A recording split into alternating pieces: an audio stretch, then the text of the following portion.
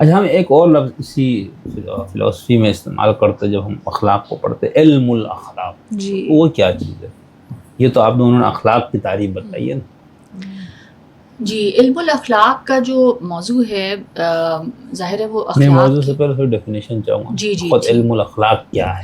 بالکل. علم الاخلاق it self کیا ہے، اس حوالے سے ہم یہ دیکھتے ہیں کہ حفظ الرحمان سہواروی صاحب جو ہیں وہ اس کے حوالے سے بات کرتے ہیں کہ اس کو ڈیفائن کرتے ہیں کہ وہ علم ہے جو بھلائی اور برائی کی حقیقت کو ظاہر کرے، کہ یعنی گڈ اینڈ ایول جو ہے as far as conduct and character goes, اس کو آئیڈینٹیفائی کرنا، انسانوں کو آپس میں کس طرح معاملہ کرنا چاہیے ایک دوسرے کے ساتھ، ان کا انٹریکشن کیسا ہونا چاہیے، لین دین کے معاملات ہیں یا دیگر جو رشتے ہیں، لوگوں کو یعنی ایک غرض اور ایک مقصد عظمیٰ کو پیش نظر جو رکھنا ہے وہ کیا ہے، یعنی واٹ شوڈ بی دا گول جب آپ انٹریکٹ کریں آپس میں.